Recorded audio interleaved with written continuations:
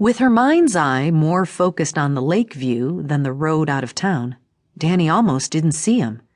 She was 50 yards down the road before she realized what her brain had failed to register immediately. Dani gave the wheel a swift turn, pulled to the shoulder, and slowly backed up. When she was certain, she turned off the ignition, got out, and marched toward him. "Didn't expect to see you here," she said. Quinn seemed in no hurry. "Why not?" he said. "I'm on my way home, practically there." "You're still a mile away. In an hour, you're supposed to be the guest of honor at the town ball." Quinn laughed. "Town ball. Clever. Are they making you wear a penguin suit?" "'Fraid so." Quinn looked at his watch.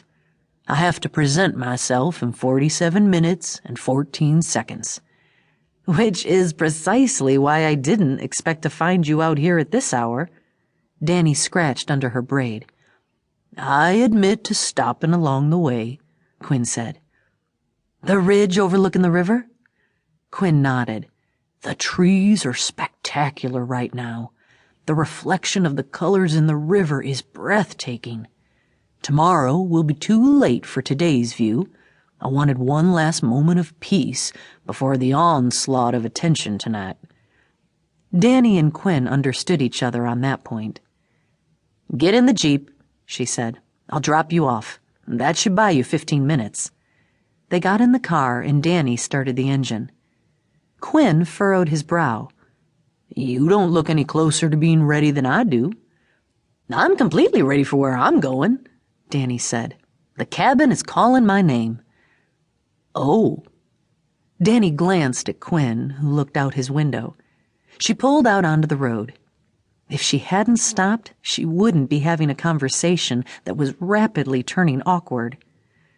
"Quinn," she said, "you know this kind of event isn't my thing. I don't fit in." "I thought you told me you sent in your RSVP." "I did." Dani imagined she was the only person in town to tuck cash into the envelope rather than a check. "Liam and Cooper were after me to do it. I had to get them off my back." "Listen to your cousins," Quinn said. "But it's just, not me. I haven't even had a dress on since my sister's wedding 3 years ago." "I'm sure whatever you wore to a wedding would be appropriate tonight."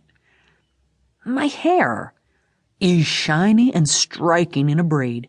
Most women can't carry that off." "But I'd have to talk to people." "You talk to me." "You're different." Dani flashed her eyes at the rearview mirror and then both side mirrors. They drove in silence. Dani's stomach churned. "You want me to be there, don't you?" she finally said. "Yes, I do." More silence. "Will it hurt your feelings if I just can't do it?" Dani asked. "No," Quinn answered quickly. "It's not about my feelings. I just hate the thought that you don't want to come because you feel out of place. This is your town, too. We're celebrating everything we've done together." Dani smiled. "They're celebrating you, Quinn. You have to accept that." Quinn squirmed. "That's not how I choose to frame the event in my mind." "Frame it however you want, but you hold this town together." Dani flipped on her signal and made the right turn onto Quinn Street. "My speech is going to suggest otherwise." Dani laughed. "Sylvia's going to love that." "She said I had to make a speech. She didn't say what it had to be about." Dani pressed her lips together and turned them to one side. "I've made you curious, haven't I?" Quinn said. Dani rolled her eyes. "Yes, you've made me curious." "Do you want to hear about it secondhand?" "They'll probably print it in the newspaper."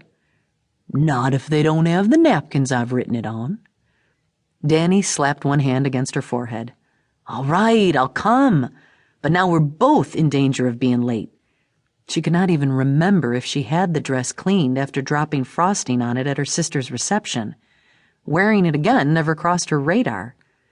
You're making an old man happy.